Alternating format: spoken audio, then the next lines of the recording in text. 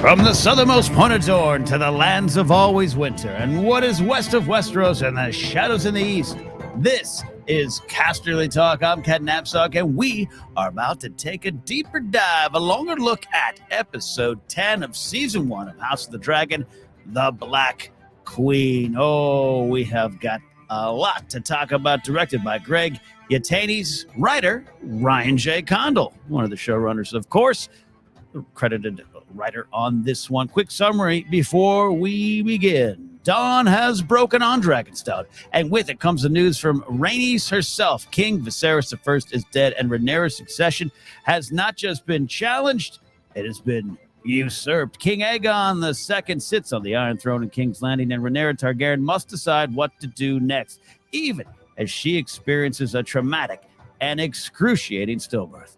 Honor, justice, and ambition sit at the center of this episode, as many on Dragonstone want to follow Daemon's rage into war. But Rhaenyra has long carried the knowledge that the true way to the crown is the burden to keep the realm together, lest you rule over its ashes. All eyes are on Rhaenyra, the queen of the Seven Kingdoms and protector of the realm.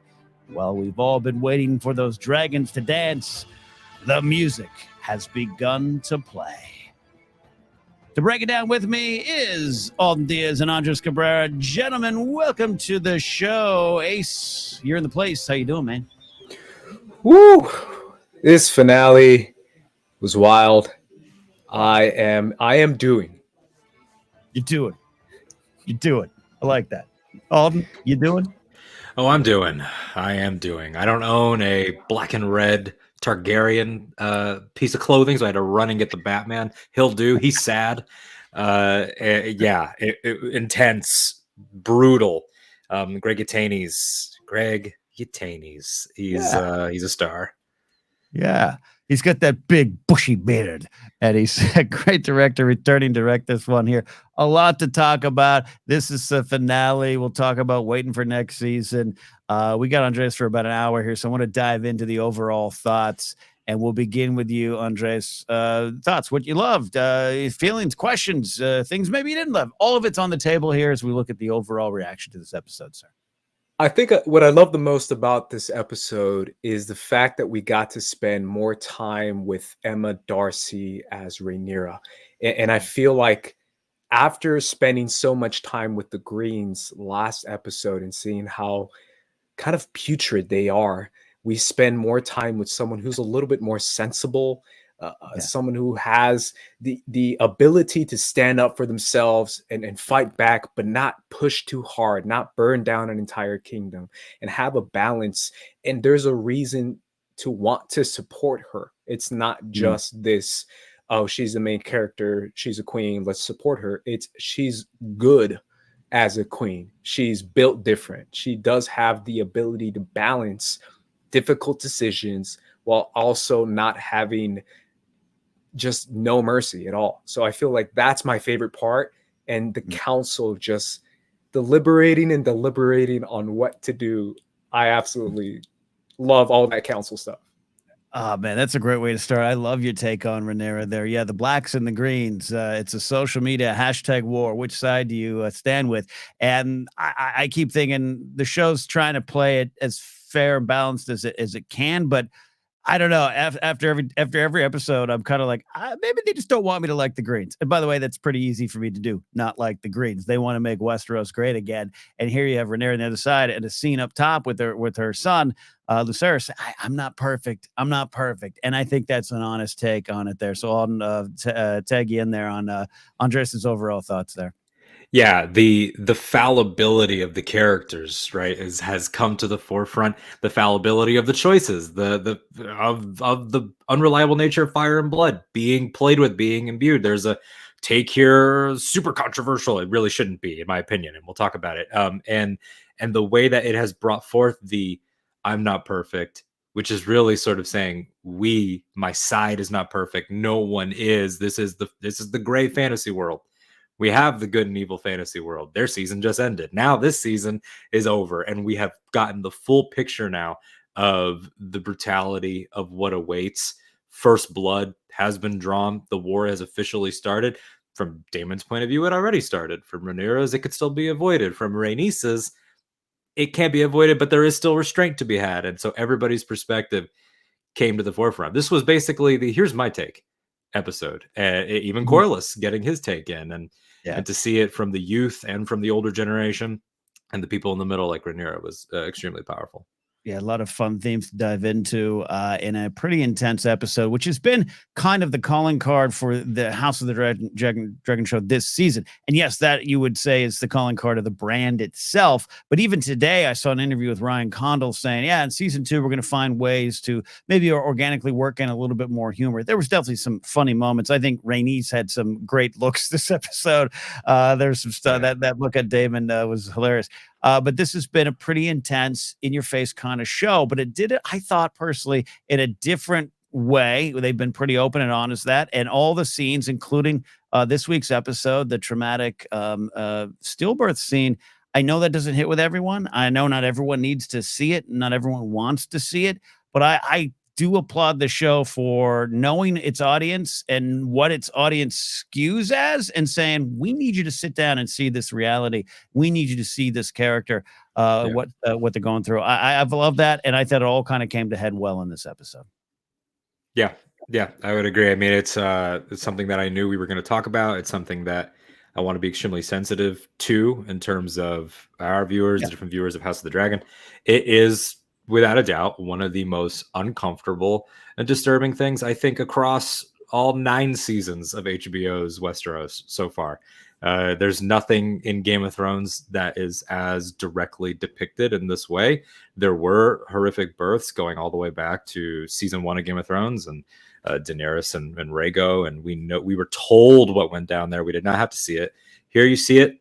They don't shy away from it. It's not even obscured shots. They're very direct shots. And I think we'll be in a debate forever about whether or not you needed it. But I don't have a set answer to that, but it was effective for me. And I think that it being right here as the opening, it's a clever way to add a reality to it in the text. It's the deformity and the almost the dragon-esque qualities of this baby doing the cuts to Syrax. It's like, is that really happening? Is it in her head? Is it just for the themes and the viewers? But I like that it doesn't matter. It was it felt like that baby's passing or stillbirth was the end of an era almost. They talk about it inside the episode, and Andres, I want to get your thoughts in here. I always value your insights, particularly on tough issues and tough conversations. But for me, I don't think there's a wrong answer. If that was something you didn't need to see, and that was something you didn't want to see for whatever reason, something very real, because that's obviously a very real situation. I think that your reaction to that is not just your point of view. I think it's right. I do contend on the other side. I've spoken honestly, but I think, especially where I came from, my old job, which is a very male-dominated, alpha male-dominated environment, this was their show. This was their brand. And they are people who are, not sensitive to violence, not sensitive to sorts of things. And I think this show, from episode 1 to now, has put forth, has tried to, and it's not always going to be perfect. Not always going to be perfect. It's tried to put forth a perspective. And I really think that's kind of the audience that needs to hear some of this stuff, and they need to get the attention, and the harsh reality of it will get the attention. Whether they'll know the lessons stick with that kind of audience or crowd, I don't know. But the show tried to take it. Andres, we're going big. We're going a big swing overall stuff with this big scene up top. Any thoughts on that? Yeah, I mean, I feel like this entire show has done a lot. Like, there's been a lot, and it kind of echoes episode 1. And by a lot, I mean, there's a lot of maybe stuff you don't need to see. I feel like you could say that about a lot of scenes in this entire show. I feel like this was definitely to echo episode 1, and it's supposed to echo episode 1. But I feel like when it comes to unnecessary trauma, there's always going to be this endless debate, and it's difficult with a show in the same line as Game of Thrones, where we saw the Red Wedding, which to me is up there. I still think that's traumatic. I still can't rewatch that, and I still can't rewatch episode 8. But that's because my uncle, Oberyn Martell. But I genuinely do feel like that's traumatic as well, And I feel like that's I thought that was unnecessary. And I remember watching that and feeling like, okay, why does a Mexican have to die screaming? I literally said that. But I feel like there is this kind of thing of like, we don't want to see it, we don't need to see it, but at the same time, it's the themes of trauma with triumph kind of mixing in at the exact same moment that fits so well with Rhaenyra. And I feel like that is the whole purpose of the worst moment of your entire life is also the moment where someone is putting a crown on your head 15 minutes later. Like, that's got to be absolutely insane for someone to deal with on a psychological level. Yeah. And I think it's played for that too. And the echoes, you're talking about the echoes, now just dealing with what's in the show. Yeah, there's always going to be conversation. Every week we're going to have these conversations. And I think most of those conversations are very needed. Sometimes I admit they do get exhausting, but it doesn't mean you shouldn't listen and listen to the right people and the right voices during those conversations. But I will say, in terms of the story, yeah, absolutely. This echo, I thought that was one of the big overall reactions. I think it was a heart-wrenching and beautiful echo of Viserys in episode 1. We got Paddy Considine tweeting out and Instagramming his thoughts when Aemma died, he died, and that was kind of the story. And now you got almost kind of the reverse of that in some ways. Rhaenyra is faced with this grief; she'll face more grief in this episode. And I love their take on it in the post inside the episode wrap up of even Emma Darcy explaining that, you know, Rhaenyra is experiencing something that she always said she didn't want to, but now she's got five births before, right? 5 kids, and then this is 6th one, and this what she kind of felt she was maybe built for, what she wanted to fight for this throne, to fight for the realm too. She is stuck with something she always didn't want to be, but she is it. And a lot of ways, the echo of Viserys moving forward, I thought it was well done, though very, very traumatic. And again, we acknowledge that for those who maybe were affected by that. There, Alden. Yeah, and it's sort of, you know, your mileage may vary. There's a bunch of different points within a sequence like this, much like in the pilot childbirth sequence, where it's like, okay, I could have done all of that, but not that, or I could have maybe if you'd obscured it a little more. And there's a whole spectrum of reactions there, and we're all going to have our own taste and opinion about that. But thematically, yeah, I mean, this episode was a beautiful follow-up to the pilot in so many ways, and we'll explore that here with the births, we'll explore that with the dragons, we'll explore that with the themes and with the Song of Ice and Fire and who knew and who didn't in the reactions and everything. This first season came together for me as a beautiful story within the story, where, you know, if for some reason tomorrow there was no TV ever again, like this would stand as the emergence of Queen Rhaenyra Targaryen, and we would all wonder forever what was going to happen. Did the dragons actually dance? Who knows? But it feels extremely complete. And to your point, Ace, about the tragedy and the triumph, how many of our heroes in all of fiction, but even just in this world, have we seen that are maybe not born and, you know, in totality from these moments? Rhaenyra had a journey that, you know, gave her the strength and the skill and the wherewithal. But look at like Robb Stark. He was king in the North, but it was really when he got the news about his father that's when he was solidified. It wasn't the chanting. It was that moment of tragedy. Daenerys had already done and would do these incredible things, but it was the loss of Drogo that pushed her into being this sort of singular force. And you can track that across. I mean, Jon, you can make an argument that Jon was in a way solidified and born with the loss of Ygritte. And there's a lot of deaths in these. We could do a whole list, but it was just fascinating to see them play that. And I think that the crowning of Rhaenyra scene is one of my favorite scenes in any show that I've ever seen. Yeah, there's, in terms of just Game of Thrones, the show, the brand, you know, talking about what's on screen. This episode has some of my favorite sequences. You're talking about that one. I thought the Storm's End sequence, from arriving to Storm's End to the horrible ending, which Ace and I were talking right before we went to there, and Alden, I don't think you're any different. As dog owners and dog lovers, I agree with you, Andres. Dragons are dogs to be. And that one was tough to take, but it was one of my favorite sequences, top to bottom, in Game of Thrones. Great ending. That final shot, we're going to talk about that so much there. Ace, though, I want to pitch to you some of your big moments, reveals. Where do you want to go with the conversation right now? Let's go right to Storm's End with Vhagar creeping in the background. I feel like Fire and Blood readers were excited for this moment, not because of the carnage. They were excited for it because of the cinematic nature of it. The Mm. idea of two dragons in the sky with lightning and thunder and fire fuming all around, like the idea of a person on the ground looking up and seeing that and seeing this enormous dragon fighting this smaller dragon in this epic rainy battle. It's just, you have to put that on film. You have to see that on screen. So the fact that we built up to it so perfectly with Lucerys arriving and Vhagar in the background looking like a T-Rex from Jurassic Park in the rain. Yeah. And I was like, yo, this is already crazy. And Aemon already there. It fit the scene perfectly. And obviously him trying to escape on Arax was also another incredible moment. But the entire scene was done really well. And to show you the bond between the dragon, but also how awful it is to be in a battle with dragons, because eventually something is going to happen. And I feel like that is kind of the whole purpose of this scene. I do have a gripe with it, and that's Aemon's reaction, because at least everything I know is that Aemon's just a savage, but it is there to kind of paint you that picture of even Aemon is like, oh, crap. Yeah. But I do really love the cinematic nature of this entire scene. Yeah, it was put together so nice. All that here, yeah, like Andres says, bring it in, evoking images of Jurassic Park is not wrong for me. And just a reminder of Vhagar's size versus Arax. Look, I own two Chihuahuas. All right, I would not want to ride my Chihuahua in the battle against a Great Dane. We just wouldn't do that. Plus, it would be pretty hilarious TikTok video. But that's a different tone.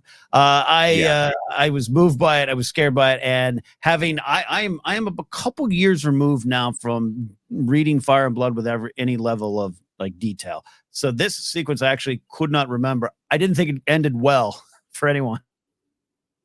It was pulled in. It just, the cinematic nature, like Andres said, love the stuff. We're starting here big at the end, Alden, but this is some wonderful things. Yeah. Jurassic Park and Jaws, or a slasher film. Like, it sort of had it all. It had gorgeous shots of the initial reveal to the viewer that Vhagar is on their trail, with just the wingspan and everything behind, and the way that it was gorgeous. And then the ending stuff being in broad daylight, I think added a huge quality of a cinematic punch, because unless you know, that's the cinematic visual language of things are fine, is out of the storm, but you're not. And Ace, you touched on it. That is apparently the sticking point. And again, I don't ever want to be like, let me just spend an hour refuting Twitter drama, because they could be like 8 hours. But apparently that is a huge sticking point. We didn't, we're not doing leaks here. We don't do leaks here. This was out there for a few days. People had time to talk about it. People don't have respect for the process, et cetera, et cetera. And that was a huge thing. Was in the book, it is cold-blooded, straight-up murder. Here it is, the dragons are out of control. Both of them, mind you, both are out of control. It's Arax, right? Arax, serve me. Yep. Arax throws the fire blast, and then all of a sudden Vhagar is like, I'm not having that, because Vhagar is the largest and oldest living killer, the baddest of the bad, brought the realm to the knees. But I love this so much more than cold-blooded murder. That might work for the text, but for the story that this is telling, for the picture of the show, King Viserys' words are all over this. It's a power we shouldn't have trifled with. To think we control them is wrong. The whole folly of House Targaryen, and the fact that they inherit their parents' generational trauma, but even the generational trauma of the family. Here he has this tool of one of the Conqueror, well, the Conqueror's sister wife, but still this idea that this was supposed to be the thing, and it was supposed to legitimize you, but you don't have mastery over it. And that's a theme that we even saw with Drogon's teenage rebellion in Game of Thrones, that period where Drogon was a wild animal and couldn't be tamed. And the way that all plays here, it made Aemon, I think, not suddenly like, oh, we should feel so bad, and later things that we won't talk about in terms of war and retaliation, like suddenly people are worried about whether or not that stuff is valid. And we're not going to get into the future here, but it's about commitment. You think he's going to land and go around pleading for a reprieve because it was an accident? Like, I think this makes him more his mother's son. you messed with something and you ended up trapped in a situation. And I think that the horror on his face shows like the youth, as they did at dinner, have now unleashed something that they didn't fully understand, and now we're in the sky. It's not just a fist fight by the pig. Like now it's bigger, and it continues and it explodes. And so I understand if people maybe wanted him to be a straight up villain, but I don't think that's these characters. Andres, to get you in on that. First of all, this is a testament to me successfully muting so many words. I wasn't spoiled at all this week. I watched the show. Bless you. Boy, I have muted so many words related to Star Wars, Game of Thrones, and House of the Dragon in my life that nothing, very, very little finds its way to me. And also just try to stay off it. But I really like what you're saying there. But I want to, Andres, you mentioned having a gripe. So floor is yours here on how it was executed, what you liked about it, maybe what you could like about it, what you just maybe flat didn't like about it. Yeah, it really was just that one scene. It's just seeing Aemon's reaction, because I feel like when it comes to certain characters, I feel like there is this hesitancy to go full dark on certain characters, and I can see it in the writers when it comes to, for example, Alicent is a perfect example of stuff added in the show to make her seem much more endearing, much more likable, much more reasonable than she is in the books, where she is a little bit more on the Otto side. And I feel like this is a 1-to-1 clear-cut villain. This is someone who spews some stuff that they actually cut from the show that is pretty jarring. Like the stuff he says puts Daemon to shame. Like it's absolutely vile and disgusting the way he speaks about Rhaenyra. And I feel like they also cut that to kind of make you feel like a little bit more inside that gray aspect of who Aemon actually is, where he's much more of a misunderstood kind of emo child versus an actual cold-blooded killer, like a Ramsay or even like a Joffrey who actually likes killing. So to me, it's like, we haven't, to me, there's no way you go up in the sky to take someone's eye with like Godzilla. Like to me, like if you're going to do that, you're going to do that to kill, or you're going to fly away eventually, but you're not there to just play games. You're there to straight up murk somebody. And I know at the end of the show, they said that it was just to scare, like a bullying run. Yeah. Like they were like, he was there to scare him. And I was like, did he? Because I feel like if you're going up on Vhagar and if you're swinging after him and you're taking the actual swings, they're dragon swings, but they're swings. I don't know how else you can take that except for trying to kill you. So that's just, it's obviously not. I think that's why Eric's does what she is. Eric's a boy. I can't remember. I think that's why it does what it does is because it interprets it that way. But I just feel like what you're saying is right. They are injecting that to make him and Alicent and a lot, basically any green that isn't Otto or Larys or Kristen Cole to a certain degree. It has been made a lot more redeemable. And there was a lot of controversy with the Green Council too, of like, oh, Alicent didn't know about the plan. But I feel like the humanity there is part of the point. That way, when we get the Laryses, they do stand out more in stark contrast, because to me, while that reaction isn't emblematic of the cold-blooded killer that he was in the book, it is the kid that got bullied by the Pink Dread. That's that kid. That's the kid that's like, when if they look for me, I intend to be found. Like he played with something he didn't understand, and it killed his cousin or his nephew.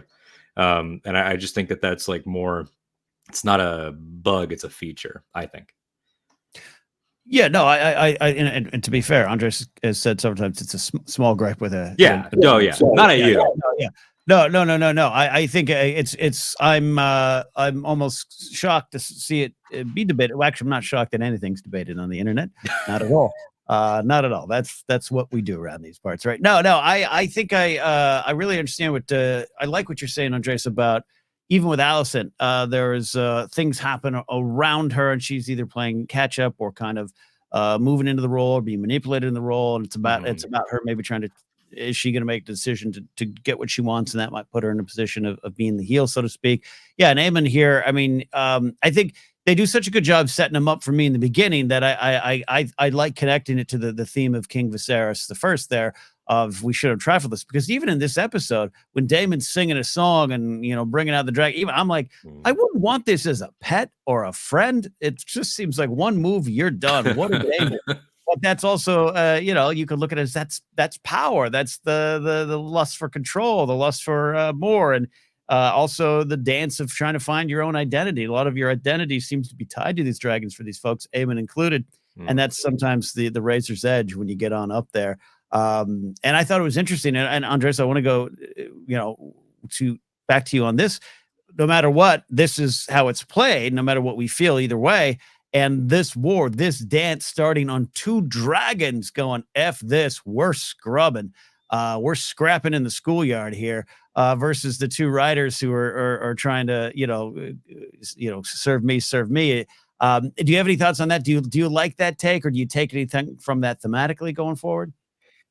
I feel like there's just certain moments when it comes to, I'm a big dragon nerd, and I feel like the dragon rider dragon connection is supposed to be so tight, like tight, that I do feel like there are some moments that I did feel was a little bit more of a question mark for me. There's the Lena moment as well that I've brought up before, but I feel like that bond is just so tight, and it made sense to me in the sense that, okay, this isn't Aemon's dragon, this is Lena's dragon.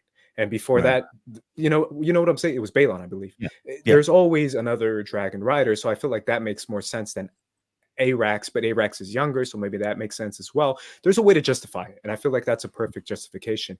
It's just, to me, it's more about Aemon.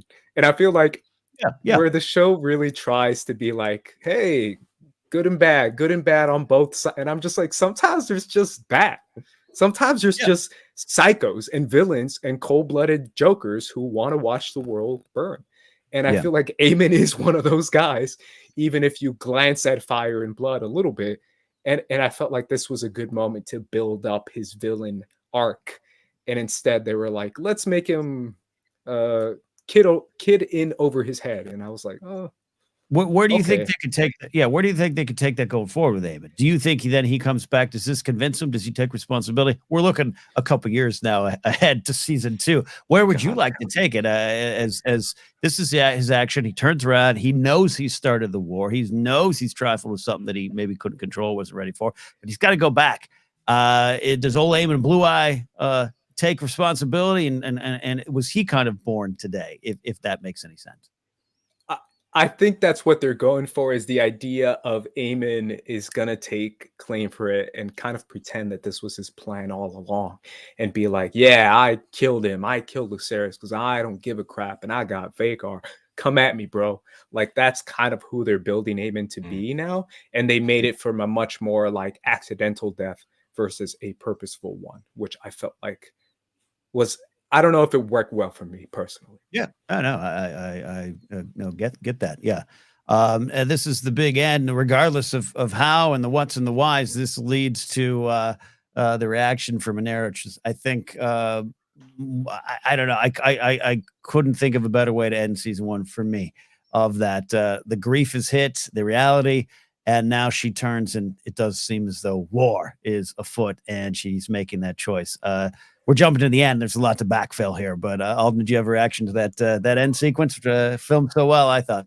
Yeah, it's amazing direction. To not do the dialogue, I think emphasizes the point that there's nothing that can be said. Yeah, in Game of Thrones, we've had a lot of people witnessing death or giving the news of death. It opens with Rhaenys doing that, and we'll talk about. But to do this one silently, let Emma Darcy, let their acting skills come to the forefront. So many incredible performances throughout, and if the last one was Olivia Cook's, this was their moment. And the way that they were able to sell the pain, the way that they tee it up. If you don't know, then the Lucerys moments are just beautiful and pure. If you do know, that there's the air of tragedy that now everyone will get on rewatch. That's been building up about sort of the character of Rhaenyra's humanity was sort of found in those moments with her kids.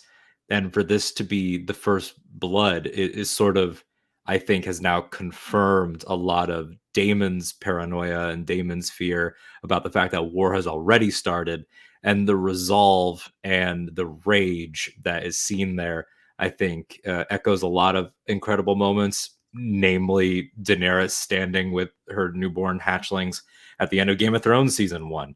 It was the kill the boy Jon Snow's was kill the girl Rhaenyra. Like it's done. Like it is war now, and I thought that was so effective. And the way that Rhaenyra talks about what she knows of war, like my father's told me the stories about when dragons are brought into war, everything burns. Everything burned. And what does that speak to? The sloppiness of them, the lack of precision, the sort of the wanton violence, and the not thinking about the small folk, or just like the rage. And in that moment, it was like all of those things. Like, it's been a day. I had one stillbirth child, and then I lost another one, and the decisions of war are being made right there at that table. Like, we're already in it. Dragonfire has already won. Yeah, good stuff there. And we start diving in here with some of the going back to the stuff here. But Andres, I don't get your thoughts there on that ending. What were you feeling? Were you still were you in that moment there? An incredible shot. I love shots that just let actors cook. I love it. It's some of my favorite stuff in movies. One that comes to mind right off the top of my head is Midsommar with Florence Pugh. But just stay on her face and let her cook, let her act. And Emma Darcy acting from the back and just showing her back and knowing that the entire council is there still talking and discussing, so she doesn't want to go hysterical. She doesn't want to seem hysterical. She wants to seem like she has a good head on her shoulders, but she's feeling so much pain. We see that from her back, which is insane. And obviously her turn around to the camera, perfect way to end the episode and end the season for me. Yeah, we're heading on to season 2 eventually. Let's go back to the beginning. The show starts with a view of a non-lit painted table. By the way, the lighting of the painted table later on, one of my favorite things as well. I want to get a table like that. I'm sure a lot of people do. This is the story of the Greens and the Blacks, but this is also about the realm. And this episode does start with some sweet moments with Viserys and Rhaenyra that now have a special pang in all of our hearts now on rewatch. But this slow move over the realm, over what we're about to fight for, I really took a lot of that from this episode about Rhaenyra, about what her duty is, the true call of leadership, this true burden.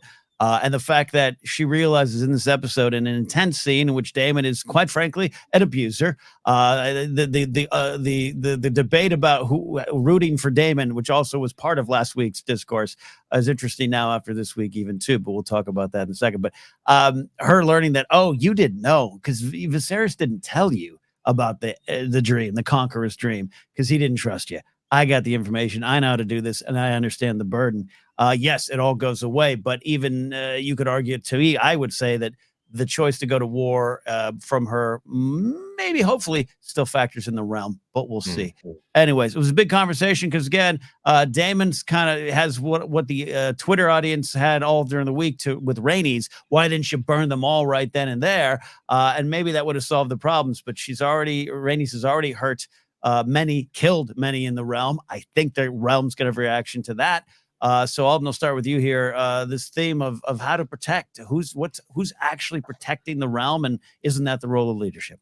Yeah, both Daemon and Rhaenys in this episode, you already touched on one of them, the Daemon voicing an online concern. The show almost, I strongly advocate for weekly. I would never choose a binge. But so help me, when you get an episode like this that so directly raises the questions, it makes you want to go around whatever realm you live in and just demand that everyone just watch a show.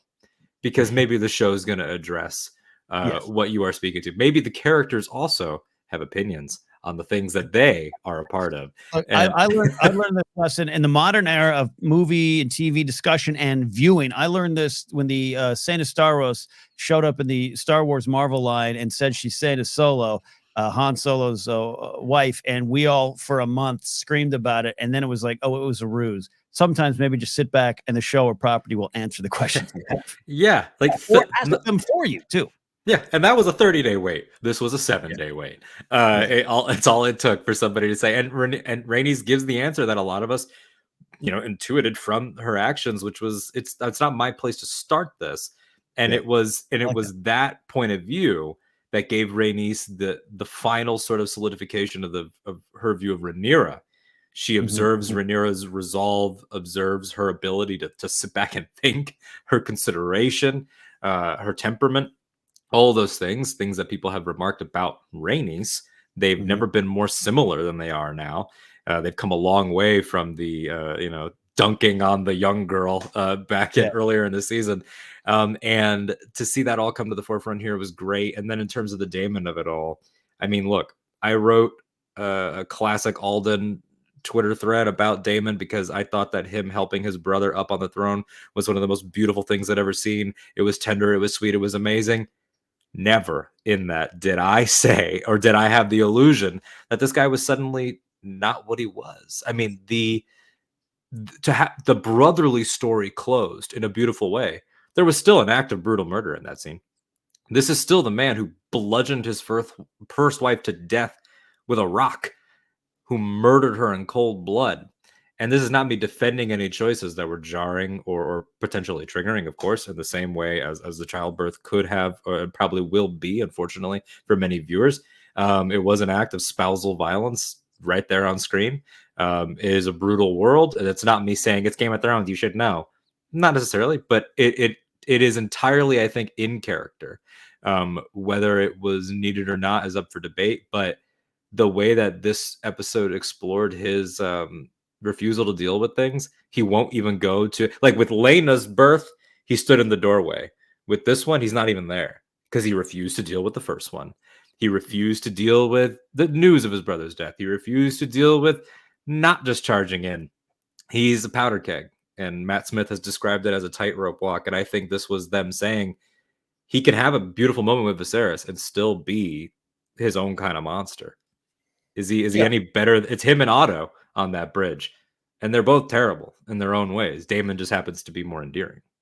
It's unfortunately tragically real world, not a justification of any of the actions, real world or otherwise. But even a great man of a symbol of peace, John Lennon, was racked with violence and abuse all through his life. It's just kind of the nature of it there, and this is more of a study of it.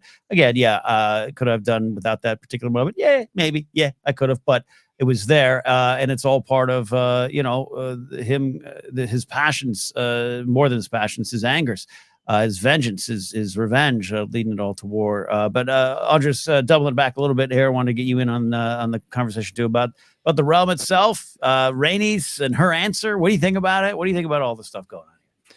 It's interesting how Rhaenys doesn't declare for Rhaenyra as soon as she comes back. She kind of waits to declare, and eventually she waits for Rhaenyra to gain her respect, to be on that Iron Throne. And she is the one who tells Corlys, let's join this fight, when Corlys is like, yo, you're right. I've been overly ambitious. I've overreached. And she's like, no. She's worth supporting. She is that queen. She is the queen we've been waiting for. She will be a great ruler. We should absolutely join this fight. What's the point of all this loss we've already faced if we don't actually get something out of it? Was kind of what I felt like Rhaenys was saying in that moment. And I love Corlys coming back into the council and showing his knowledge and his power. But obviously, Corlys and Rhaenys are my favorite of the entire show, probably. So I love those moments. But if I want to tackle Daemon a little bit too, yes, Daemon still is Daemon. He still is that person that we all have seen him to be throughout this entire season, and there's this need to be a part of it for Daemon, and it's always been there. And obviously we see that when he's over with talking to Laena, but he always feels like I'm left out, and that's why he snaps like, what are you talking about? How do I not know about this? And there's this insecurity that's still there, even though he literally has everything you could possibly want as a prince, but he still doesn't have exactly what he wants. So I felt that in that moment, but I still feel like we're going to see way more of it. And I love that Matt Smith is the one who is leading the charge with this character, because I feel like it's in such good hands that I don't want to hear anything about aging, and he's not aging. I don't care. It's Matt Smith is killing it. He has a good skincare. He has a skincare routine that we all should be jealous of. That's Daemon. Maybe Matt Smith as well. Yeah, no, there's something that you said that I really like there, Andres. Of not only is this him who he is, and Alden said that as well, but it is I view it, and this is my take that I'll 100% own and say it's mine. I think it's a character analysis of these type of men. You talk about this insecurity that often explodes in violence. Him feeling left out, and a lot of the reasons he's left out is because he can't be trusted. Viserys knew that the media literacy test that Daemon failed in episode 1 that Rhaenyra passed. That's why she knows the dream. I like the moment. I actually really do like the moment. Sometimes I wish we, had those little acts of violence. I don't necessarily think we need to see for those who misinterpret it. But I think if you're listening, and those, again, some of the intended audience might be the Daemons of the world who love this show. They love the dude that wears the armor, that pulls out the sword and does the badass fight against an army by himself and rides the dragons. And this entire season has been Daemon literally not been able to complete sexually at all at any time. He is impotent there. He is always left out. He is always prone to his violence and always getting himself in more trouble and always coming up short. And I think it all kind of came to a head in this episode for me. And he's still a fascinating character. I think one of the reasons Matt Smith, who I've been very familiar with, but haven't really studied like a lot of other people do. I'm not a doctor fan like you are, Alden. Though congratulations on now there's 17 doctors in an episode or something happened cool this weekend. I don't know. Close, very close. Close. No, I know what happened. I really love what you're saying there, Andres. It's in good hands. The warts and all, bad decisions of Daemon and all, it's in good hands with Matt Smith. Yeah. I just want to build on that. We talk about that iconic moment. It's already an iconic moment across all of TV. He was there. It was that one of those. It'll be one of those. Like, did you know that Viggo Mortensen actually broke his toe when he kicked that helmet? Like, did you know that the crown actually fell and they left it in, and Matt and Patty stayed in the scene? Like, it'll be one of those things. If anything, that beautiful moment, which I described as one of the only times Daemon was able to close a wound without opening another one, unless you're Vaemond. Because even in Rhaenyra, like, he's shown undying loyalty to his brother and his niece/wife. Gotta love Westeros. And that, but that one required the murder that got Laenor off the hook and everything. Him closing the book with his brother was done purely out of love. And if anything, to a personality like this, and I agree, it is the unpacking of that personality type, that would make this I didn't know sting harder. Because he thought days prior, just a couple of days, he thought we went out on a good note. And then it's the record scratch of, he still didn't trust me? Like, really? Yeah, it's the realization that maybe you were never trusted, right? Maybe at times you were, at times you weren't. But the fact that, like, you were never in line for this. The good note that they went out on of me placing it on you finally is now sullied a little bit for him. And you can see, Ken, to your point of unpacking this type of guy, how they will throw out things that they don't even really believe to deflect. Like, before he gets to the point of walking away in a huff, he starts to attack Viserys's interests originally. Like, it's the, his dreams and his portents and like whatever. And it's like, buddy, stop attacking dreams and portents. You're a student of this too. Like, you both were old Valyria guys. Like, don't lie. Don't act like you wouldn't also take it seriously if you'd known. And it's the kind of thing that he knows that his brother was a guy of integrity, and that makes it worse. He knows immediately when she says Song of Ice and Fire that something real is being talked about. And I think he's afraid of having any type of conversation unless that conversation is him calling for Otto Hightower's head, which is another scene that we should talk about. I absolutely want to talk about, especially Andres is gonna has other taping duties with the first cut. We want to make sure we get to that in time. But Andres, you're reacting too. I loved the Otto Hightower scene. First of all, I'll say this: I'll give him credit. Otto shows up himself. All right, he put his head on the chopping block there. Your reaction to the scene and your thoughts and insights on it. The fact that everyone is like, why didn't you burn King Aegon right then and there. Why didn't you kill the head of the snake right then and there? It's Otto. This guy is the point guard of the Greens. Like, this guy is controlling the offense. He's calling out the defensive calls. Like, he is the top dog. Like, as much as we want to say it's Alicent, as much as we want to say it's Aemon, it's actually Otto, and it's definitely not Aegon. And him being there, that's your opportunity to be like, I wouldn't be a kinslayer. This is Otto Hightower. I'm not killing my cousin or my niece or my nephew. I'm killing the point guard of the freaking Greens. The quarterback, the guy, the head coach. Yeah, Tom Brady. Yeah. I'm with you on it too, though. I love how it played out, and I love it. I want to talk, Alden, after we get your thoughts, your opening thoughts on this. I love the presentation of the page from Alicent to Rhaenyra. I think it meant so much. That's part of what happened in the scene. We'll break it down. But yeah, the play, the tension of Rhaenyra showing up like a boss or like a Targaryen. Clearly, Daenerys had some of that blood coursing through her veins 200 years later or so. Alden, your thoughts on Otto showing up at the doorstep? There we go. Whoa. All right. Boom.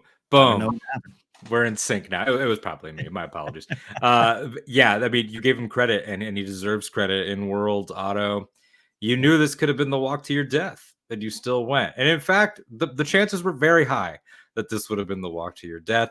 And you can see beautifully. I mean, this is an acting show. There's so much subtle acting. The way that Rhys Ifans plays Otto's realizations of, oh, they put a crown on her.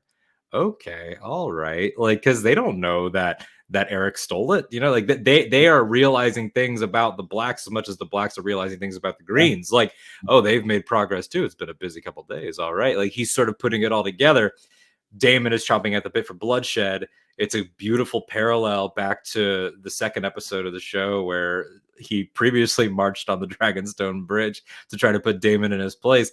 Now the tables have sort of turned, because last time Rhaenyra landed on Syrax on that bridge to de-escalate.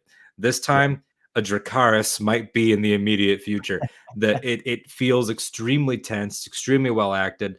The page coming back, something I never expected to be a symbolic callback, a direct callback, but the page symbolizing a simpler time. The page that was torn out when Rhaenyra said what I interpret as a romantic line, what I think even Sapochnik does, of I wish I could leave with you and eat only cake. And the way that came back, and the way that compels Rhaenyra to at least give it time.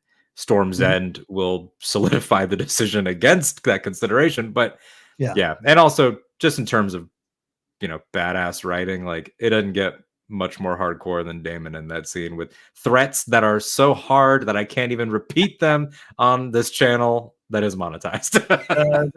My favorite one is the F is this. I love that one. The F is this. Andres, your thoughts on this page here? I loved it. I'll just say this. I thought it just obviously represented a lot about their relationship, a lot of what could have been, but also this idea of binding the realm together. Even remember, Rhaenyra had pleaded with Alicent, made this deal a couple episodes prior of, let's marry our kids together. We'll all be together. We'll keep the peace there. Now here we are in the cusp of war, and I thought all of that was in that moment there. But your thoughts on the page and all the cake eating from the past? I feel like it's a good show of Rhaenyra's restraint, in her mercy, her love, and that she's still capable of love, and it's love for Alicent and her love and connection that she feels for her. Because if it was anyone else, it's so easy to just quickly throw that aside as a ploy to pull at the heartstrings. But for her, it's like it works because she actually has a heart and she still feels for Alicent. I'm sorry, and I feel like that is a perfect description of who Rhaenyra is. Someone who will wait, and someone who will look at your better half, at least for now. Yeah. I thought that was love that moment, and I love what it does, because Rhaenyra's, she's got the effing traitor vibe too, ripping the hand pendant off and throwing it away. I thought that was a great moment. I loved everything about the sequence, and I love that. I can't wait to go back and watch. Was it episode 2, right, when Otto shows back up shows up on Dragonstone. I love it. I love the bookends. I love the echoes. A lot of stuff at play here. Andres, we have you for a couple more minutes. I would be remiss if I didn't ask you just kind of quickly some overall thoughts on again some overall thoughts of the episode, but looking again to season 2. We are going to try to do some live recaps. We'll get Andres on those as well. But your final thoughts on this episode and just this season overall. It might be my favorite episode. This finale was, I thought it was absolutely great. I've had mixed feelings on the show as a whole, if I'm being honest. I feel like certain stuff is just the most rush stuff I've seen on TV. Like, my God, we sped through like 20 years over the span of like 5 episodes. And I felt like that was a little much. But as a season finale, it just nailed it. It absolutely nailed it. I can't wait for season 2. And I'm glad that we have characters. So many people talk about not having characters to root for, but I feel like we do have characters to root for. And this episode kind of solidified it. And that's the perfect way to end it for me. No, great way. Great. I'm with you too. I think I overall just absolutely love the season. A couple times the time crunch, the time jumps. I don't know, just not. I didn't have a problem with it, but I was like, I bemoaned it a little bit. But it all comes home in the last couple episodes, and I'm actually with you too. I'll take a look. I'll watch them all again. This might be my favorite one so far. And I can't remember other than maybe season 6 where I said that about a finale. They're all good in the old show. We don't want to contrast, compare too much, but they were always the finale. We're looking ahead to next season. I love season 1 ends. I love Jorah Mormont. Are you going to ride out with me? Oh, great stuff. This one, oh man, the call to war was a great way to end it. Andres, we're going to say goodbye to you tonight. It's been always just a blast to have you around, but it's been absolute important to have you around for this discussion and this show. More on the way. Tell them quickly, though, where they can find you, because you got to go do some other wonderful work right now. Yeah, you can find me on Twitter and Instagram at Squad Leader Ace, and you could follow us at First Cut. I'm going to put my House of the Dragon reviews on First Cut on YouTube and First Cut on TikTok. Check it out. All right. We are going to bid adieu to Andres Cabrera. You'll see him again here. If you're listening on the podcast, we're going to take a quick break. But if you are watching live, we are going to be continuing here on YouTube. I said watching live. I'm so used to going live, Alden. We're not live yet. Tape tonight. I don't like going live. Full discussion. I don't like going live for recaps because I get distracted. I want to talk about things. And then on the full season recap, we'll go live and hang out with some friends. Yeah. I think that it requires so much unpacking that almost like the hangout setting, it's like you get distracted and everything. I'm right there with you where I like to, I'm on the East Coast and everything. We do these on West Coast time. So I have the whole season I've had like that little bit of time. No, don't apologize to me. They should be simulcasting this or building things around the East Coast. No, I don't care. I have no coast. Or just, other countries as well. Let's forget there's people watching this in the UK too. There are other countries? There are other countries. Yeah, this was just us. Oh, wow. Something that we should learn, something we should be aware of. Yeah. A lot to talk about, a lot we've covered with Ace. We can go back to anything we want there. Where does your mind go next here? There's a lot at stake thematically. Some jumping out to me: fear, leadership. Who's trying to maintain peace, personal ambitions, heedless ambitions, as Corliss says. Then I do want to discuss at some point the little bit more of becoming Viserys, Rhaenyra's journey to this final episode. But where does your heart go next? Yeah, the becoming Viserys is a great thing to explore. I think I was in a similar headspace with you. I mean, the visual parallels, of course, like there are things that are just striking. Long-haired white wig with that crown. It is Jaehaerys's crown. It is the one that he wore, and the image of Emma Darcy wearing it, like Rhaenyra in that scene, I was almost taken aback. I was like, wow, like what that one piece of costuming does. It inspires in you the feeling that it's supposed to inspire.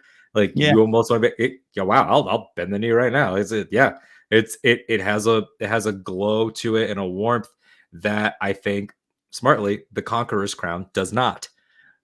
The Conqueror's crown is blackened and it's the red jewel. And this, we've attached it to the man, Viserys, of course, but it also just like visually, they are right. And I think that in the text, I believe Aegon, they both changed the Targaryen sigil for the purposes of the war. and they both go with their own crests. And they say what Aegon's is here. They don't show it, that it's a 3-headed green dragon, I think is what they say. Yep. I think that's different from the book, where it was maybe, I think it's gold. But doing that to emphasize the way that these changes have happened and the way that everything is changing, the way the realm is changing. But what doesn't change is that she's wearing her dad. Yeah. And that we didn't need a new one, in the way that they had to go find something from the vault to fit. Well, yeah. What it highlighted is, and we did discuss it last week, and I definitely saw it discussed online too. Of last week, the coronation in the dragon pit and Rhaenys stuff aside, it was such the Hightowers present the Targaryens.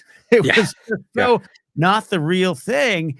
Even though there's real blood coursing through the veins, without a doubt, it just comes off as hollow and an attempt. It comes off as, dare I say, certain rallies you might see pop up over the land, where you're asked to look at certain images and iconography and sigils and say, hey, this is the real deal. And it's not. And then flash forward to this week in a much more subdued, painful, but humble ceremony.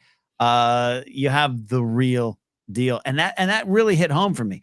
And a show that is obviously trying to not just play both sides, but give you the big picture, the Aemon stuff included. I've been on board with that. I am probably on board with the Aemon stuff more than Andres. But to take that and go, this felt like it felt like the real coronation, and I guess I cast my die. My knee is bent to Rhaenyra and everyone on Dragonstone.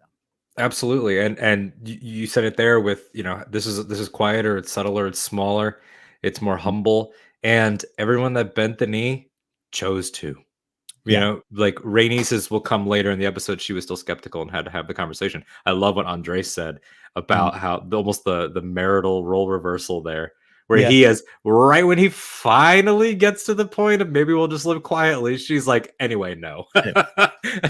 And we've been away for 6 years. No, things have changed, pal. But so she doesn't bend the knee, and that's her. But everyone else that's there, having Sir Eric with an E say renew his Kingsguard vow, while Daemon, you hand Daemon an object, you get a little scared sometimes. Is Eric about to get beat? Yeah, I'll include a dragon with that too. Yeah. It was like, oh, all right, okay. But it was quiet. It didn't require any of the pomp and circumstance, and the fact that everyone chose to. You could have every commoner from the wall all the way down to Dorne forced to cheer. It doesn't mean anything in comparison to just a few people that believe in something, believe in someone.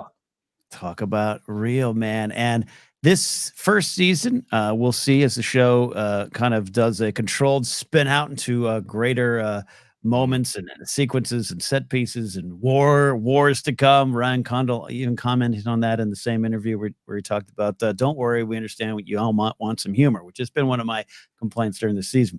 Again, not that there wasn't funny moments, but just a little bit more levity, warmth was part of the success of Game of Thrones. So you're not necessarily trying to copy it.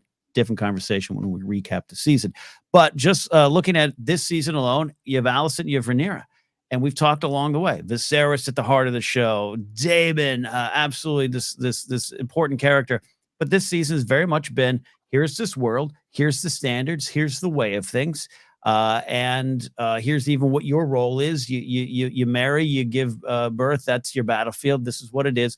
And Alicent and Rhaenyra, all along, it's how they react to this world, right? We've been seeing it play. Rhaenyra, just to tag on even what you're saying here, and you use that word real again. I thought this episode just solidified again for that her path, the way she's dealt with it, is more true and more honest. And that's probably why we're wooed by her and want to bend the knee as well. Absolutely. And that's the brilliance of their contrast, as a lot of people have pointed out. And I would defer to of course feminist scholars on this and people that can speak about it in a more intelligent way than I can, and really articulate it. But what Alicent sees in Rhaenyra is an indictment of her entire life, because if Rhaenyra can live so freely and does, then that makes, from Alicent's point of view, then my struggle means less. then my existence means less. And there's so many ways that has been shown throughout. A great example that was pointed out in a wonderful Twitter thread, and I wish I'd screenshotted it to credit this person, but like Rhaenyra stands and begins post-birth to lactate at the small council table, and Alicent is like, she guffaws at this, and like Rhaenyra, like she's the lack of decency, and then of course later on, where is subtlety, where is sacrifice, where's duty, and all of that is such a projection, because as Rhaenys says, like, you don't seek to be free, you seek to build a window in your prison. Rhaenyra has never abided by the prison rules, and she should be celebrated for that. But people project.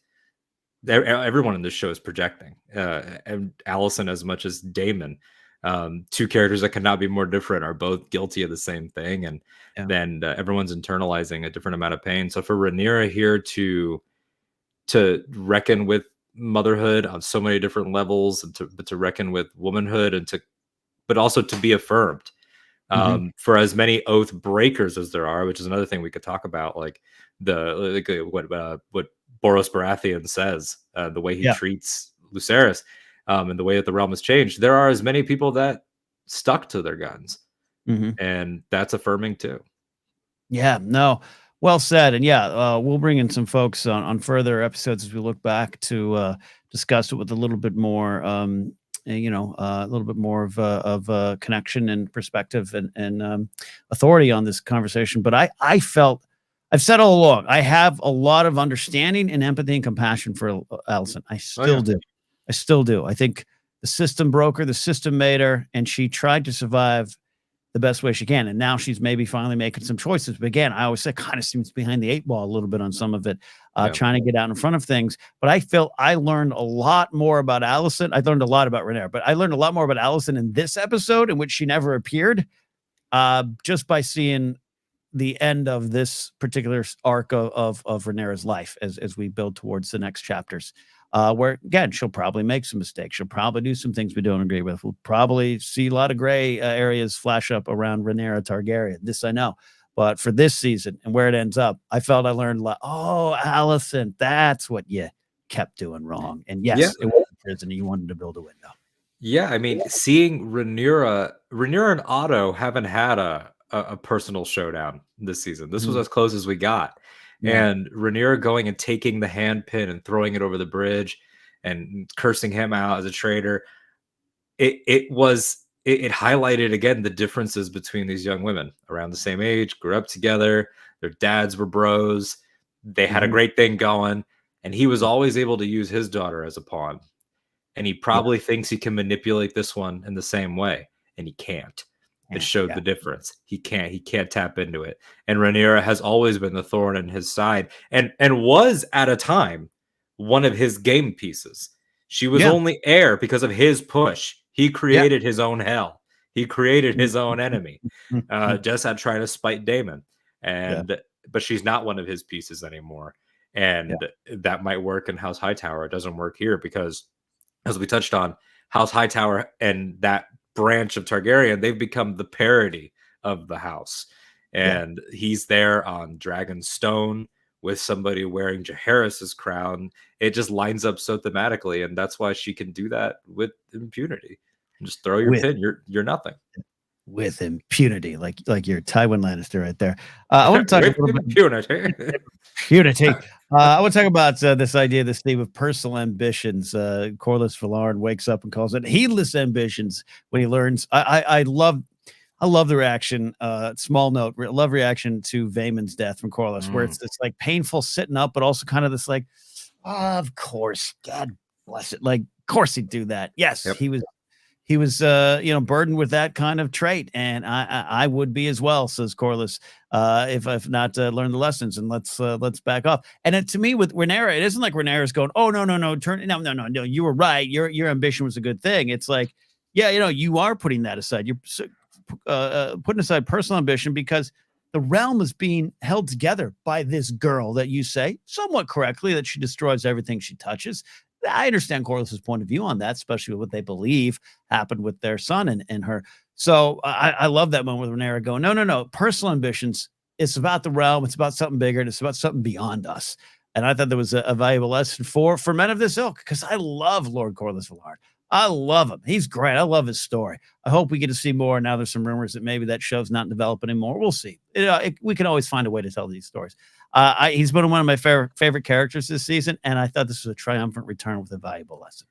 Absolutely. I mean, the way that they are able to bring him literally to the table was impactful, because it finally you could feel all the characters changing gears, right?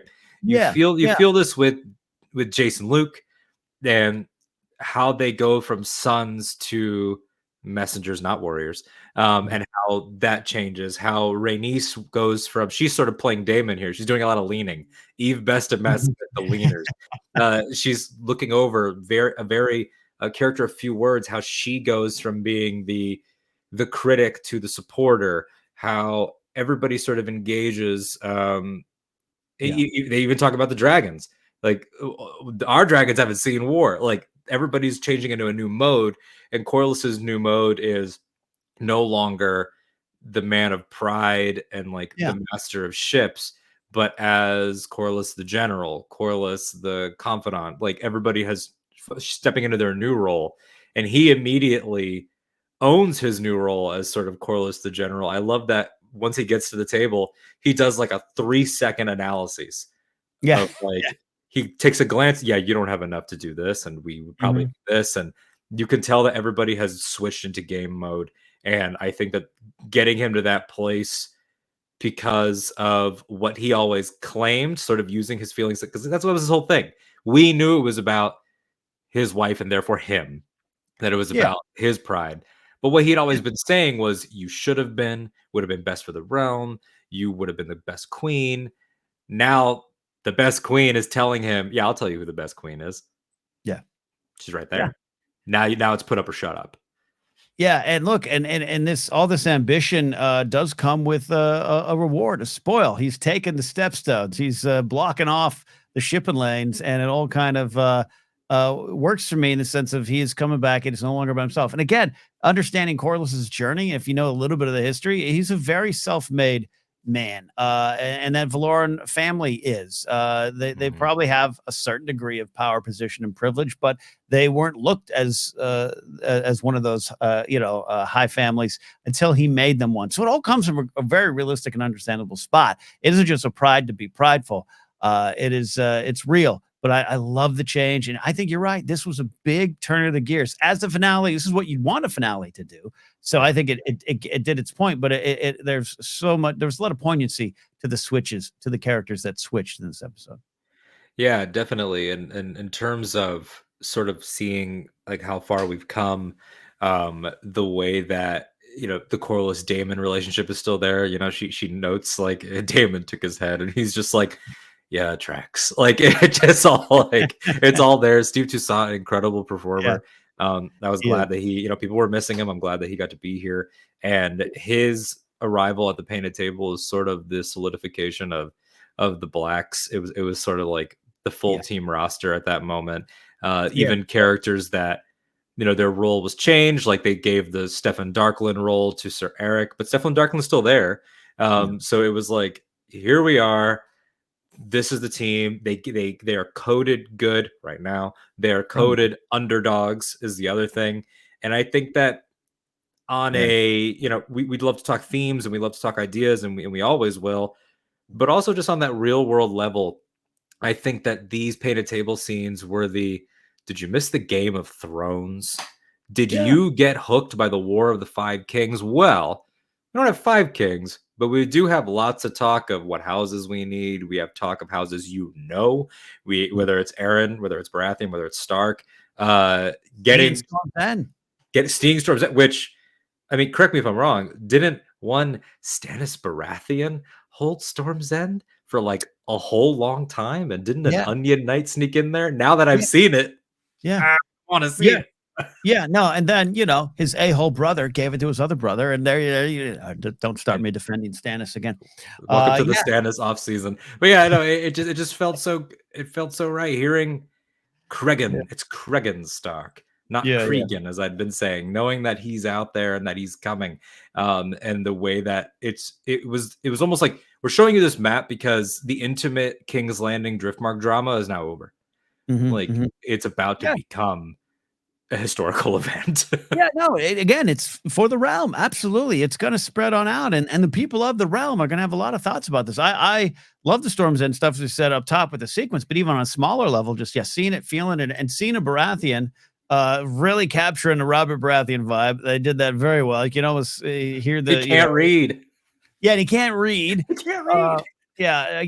Mark Addy should be somewhere watching this and going, "Yep, I set a good template there." But to see that there, and just you're right. The realm has an opinion on this, and we've been 10 episodes of just this internal family strife. Yes, we know it has affects the rest of the world. We know that, but to actually have like Boris Baratheon be like, seems like the House of the Dragon doesn't know who's in charge. I love that kind of stuff because that is going to be what's going to happen. This truly is going to spill out into the streets and spill out to the other keeps and castles and holdfasts. And I just absolutely love that. And I thought that was something this episode was saying. And I thought it did a great job. And it gives you what they perceive as important, which I think causes an intentional frustration in the viewer. A lot of the choices that are made, small as they may be, are there to show you that, yeah, you lived with the House of the Dragon for this entire season and you have an idea, you're privy to knowledge, like Song of Ice and Fire, you understand the inner workings, you understand the legacy. But to someone like Boros, it's literally just about who's going to marry one of my kids. And that causes frustration because we're like, it's so much bigger than that. But is it to them?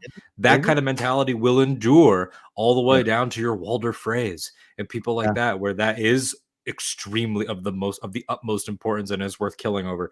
Like it's all there. And it was, for Luke, obviously the end of his story, but for someone like Jace or even for Bela and Rhaena who are there, who when Grandpa shows up, they go and they take the place by their betrothed. Like that 6 years has changed things, man. They're not just your granddaughters to have as wards or cupbearers. Like they're coming into their own. And there was an air of, even though it was Rhaenyra's episode of a coming of age that we talked about with everybody coming into their roles. I don't know if we're going to stick with this Jace actor for a while. I hope we do because he's good. I know this war goes on a while and he can grow into that role or whatever. Maybe he grows a beard, who knows? But it had that feeling when they swore in front of their mom that it was on, that the kid show's over. Kid, yes, this laughable, affable, happy, scrappy kids year that we've had. It's been great. It's been great. Bunch of fun flowers and fireworks. It's like Viserys and Lord Strong when he's like, "Isn't this great, Lionel?" Boys picking each other up, knocking each other down. It's funny though you say that. I haven't done the full rewatch yet, right? Which I will always go back and do of this season. I like to let it sit for a little bit, then I'll take that dive back in. But what you're describing, it does seem like the heady days where we just fought in the courtyards and we had big old ceremonies and festivals and feasts and hunts and we killed pigs. Like it just seems so simple where we are at the end of this episode, which shows me that this was a great finale for setting up the table for next year. Yeah. I talked about it a little bit on live shows and a couple of previous discussions. This was Phantom Menace. It's like it didn't pop off, but the conflict itself, but we needed it.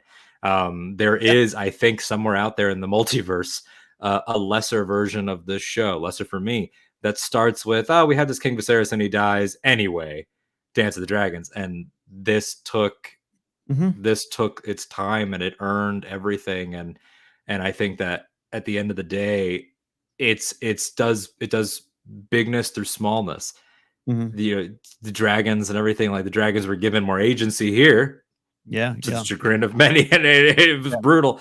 They're not just as Nikki called them, friend Nikki Kumar, when I was texting him. He's like, people will now understand they're not just bikes. They're not just bicycles that breathe fire. But it's still about people. It's still just about people. People and their fire bikes, indeed.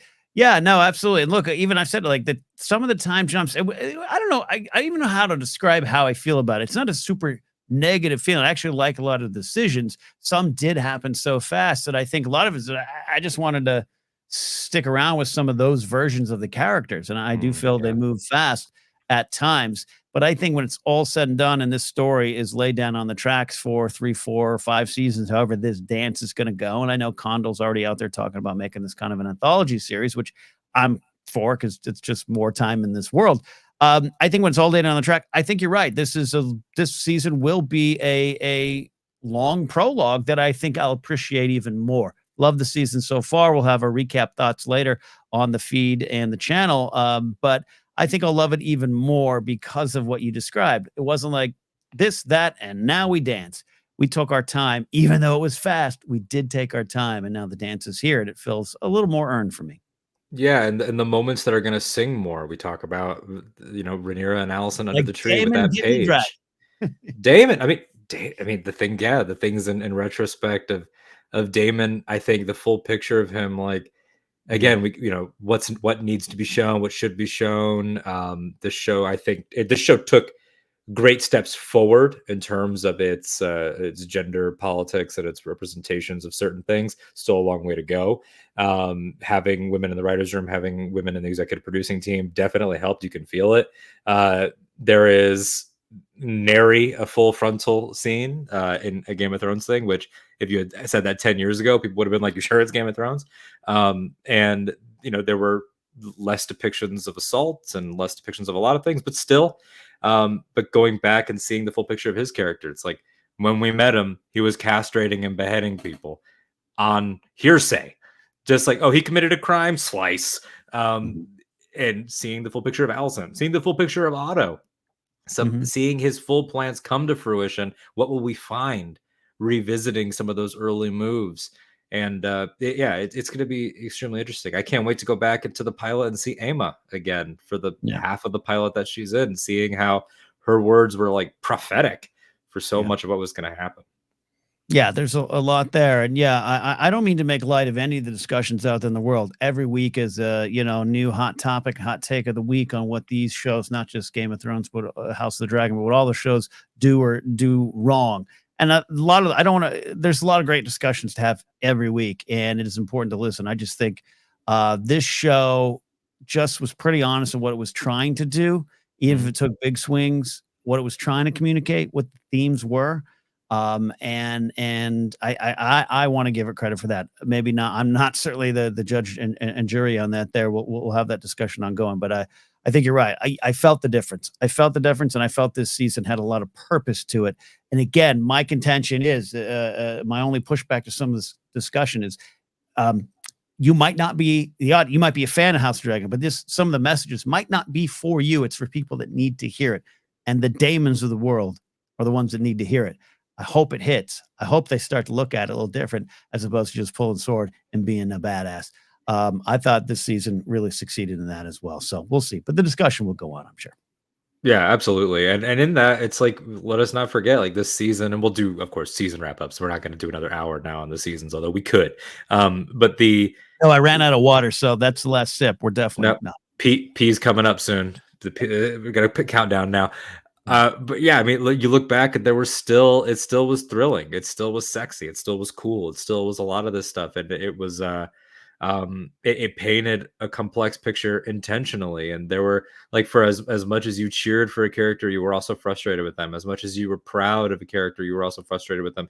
I mean, we sometimes both felt a mixture of pride. When Alicent showed up in the green dress at the wedding, it was like, you finally taken control of your life, but for what purpose? For like, what? It was kind of my big rooting for her moment. I was like, that's going on. And then the tone that it set, and how Rhaenyra, it's like, look back at a moment like, no, I will choose my Kingsguard. I choose Sir Criston Cole. And it's like how things backfire and how things have ripple effects. And what this finale did was manage to take everything from the pilot on forward and really solidify it together. It made the argument of, we didn't just do things like put Aegon's Dream in there to one story. This, like, it is there, especially if you already watched Game of Thrones, but it matters now even the Night King's not coming for another 180 years, roughly. It matters now, still. Yeah, And I it thought that matters was for all great. matters for the realm, matters for leadership. It does matter. I think to just simply say they put that in there to connect it to the other show, which is not what you said, but maybe some of the discourse around that. I Yeah. just think it's cynical, and I just don't. I think that's engaging with it on the surface, and that's not what we're about here. I think it a great thematic reason to be there, a great thematic purpose, and I enjoy it. I enjoy. I get downright giddy as a schoolboy when they mention it, and not just because it connects, but just because of the weight it carries. And the time we have left here, Alden, any final big thoughts, anything we're leaving on the table, or we can start to wrap it up and look towards the future. Yeah, I don't know if I have a lot of big thoughts. I mean, when we're going to watch this obviously tens, 20, 30 more times, I'm sure, over the next couple of years. As I'm running through it in my mind, I think we hit everything that was major. Of course, we there's some smaller things that we touched on. The Vermithor scene of Daemon trying to court this dragon to their side. We don't even really get the result. We don't know what's going on there. It's just to sort of put it out there to the viewer that he's trying, and to emphasize again, like, no matter what he says about dreams, history's importance, and all that, he does care. He knows the song. And little small moments like Jace being really hard on Luke in their training. You get the idea that Jace, he doesn't get a lot here because this is the send off for Luke, but his moments of being really hard on Luke in the training, of Rhaenyra saying, remember, whatever I have left, you're the heir to it. Whatever it is, whatever claim remains. Him stepping up in that way. For Rhaenyra saying, Cregan Stark is closer to your age than mine. You can bond as men and really maybe come to an accord on that was interesting. Nikki and I were joking, like, I need a whole, like, Jason Cregan bond as men episode now of, like, welcome to the North. Here your furs, it's gone. Like, I cannot wait to see some Northmen again. And then the last thing is Ramin Djawadi. Like, come on. Just phenomenal. The chorus and the vocals that have been there throughout Rhaenyra's big moments. I won't attempt to sing it here, but you know what I'm talking about. It's there when she gets the crown. What a motif. Just like, what a theme. Oh, look, I'm going to second you on that real quick. I'm not going to sing it either because you and I are both broadcasters, not singers. But I've had the honor of and privilege of seeing Ramin Djawadi in concert doing the Game of Thrones music twice now, Hollywood Bowl and the Forum, two great concerts. And that particular tune there, the Rhaenyra Gets a Crown tune, I don't think that's the title of it. It's going to play so well in a large crowd. I hope he does it again. I hope he takes this music out on the road, maybe combined with some of the old music too. It was some of his best work this year. Yeah, and we'll do a lot of talk about season 2 and everything. But I think I said it when we had Rachel on, and I'll say it again. I'm going to cry when we get to Winterfell and I hear the Stark theme again. I will weep. It was great. It was extremely impactful, and there's so many unsung heroes that we don't talk about that. I don't even know all their names, and I feel bad for not knowing all their names because the costuming, gorgeous. Seeing Rhaenys' red armor in better lighting in this episode. I love her. Yeah, amazing. Seeing the boys with their half red, half black tunics and just everything. The cinematography. I mean, this is a gold standard, and I encourage everybody, if you're on HBO Max, which I'm assuming you are, because you kind of have to be to watch it. Well, I guess you could watch it on HBO proper, technically. But yeah, the house that dragons built. 20 plus minutes for each episode. Incredible behind the scenes stuff. Definitely fortunate to have this team, and I hope that a lot of these directors carry over. We're losing Miguel. We just send off for Miguel. At least for now. I'll be shocked if he never directs again. I can see that. But as a showrunner, I just want to say, I know you watch Miguel Sapochnik. Thanks so much for everything. And you couldn't have done it without you. I think that a lot of these directors, especially Yatanis, sort of went to the Sapochnik school of how to do this. So. Yeah, I agree with that. Well said. Echo all your thoughts there. It's been a fun season. We're not done talking about it. Casterly Talk's been going strong since 2017 or so when it was Daily Thrones. We're still going to go on. Still going to look into this show. We're going to pick back up with the Game of Thrones rewatch. We are right at the episode that causes Andres some issues there. The passing of Oberyn Martell. We're going to pick that right where we left off. We're going to finish that Game of Thrones rewatch on this channel. I swear it. And we're going to continue to talk more about Rings of Power, do some more recaps. You, me, Rachel, Nikki, we'll gear up again, and we have a lot to discuss. We did 2 hours, 15 minutes, and we didn't get through half of the things I think we wanted to discuss. Looking back on season 1, we're going to do that here. Thank you all who have been watching the podcast side. We continue to go strong as a podcast. And thank you to all of those who joined us on the YouTube side, which was new for us this year. We got the channel partnered, which was our goal coming out of this season. Now on to bigger and better things. Both things all the way through the off season as we have a long off season to wait. Get the rewatch going, more discussions on themes, moments, characters. It's all here. You can follow us on Twitter at Casterly Talk or Facebook. Subscribe to the YouTube channel if you're a podcast listener. If you're a YouTube listener, head over to the podcast every now and then. Take us with you on the road. You can follow me at Ken Napzok or go to kennapzok.com for more information and other things I do, including stand-up comedy. I'll be in Seattle end of this week with Mark Ellis. Go to kennapzok.com for more information. Alden, you always got some cool things you're cooking up here. What do you got going on? Yeah, you can follow me personally at Twitter, Instagram at that Alden Diaz, ThatAldenDiaz, Octa Radio, a Star Wars podcast. It's where I do all my Star Wars interviews, lots of one-on-ones, lots of stuff coming up with High Republic authors, some Lucasfilm people that are going to be coming on the show, some fun stuff lined up there. It's also Andor discussion time. So Andor discussions happen weekly with different guests, trying to highlight people that we haven't had on before, but there's also a lot of returning guests, of course, because there's a lot of Andor and there's still a lot to go on Andor. And that's exciting. I'm going to need it to help me get over the fact that I don't have my other fantasy shows right now. And then I'll also hear Casterly Talk doing lots of stuff that I'm excited about. We got an off season to fill. We've been talking about some ideas, which is going to be really exciting. Writing around the internet, and I'll tell you where. Just give me a follow, and we'll talk. Right. That's right. And Alden is still trying to convince. He's at about 95% convinced me that we're going to cover Willow around here, at least do some coverage on the channel. So if you're in agreement with that, let us know if you want to talk about Willow here. We're just going to be discussing some fantasy over here on Casterly Talk. All right. That is it, my friends. We'll see you next time here on Casterly Talk.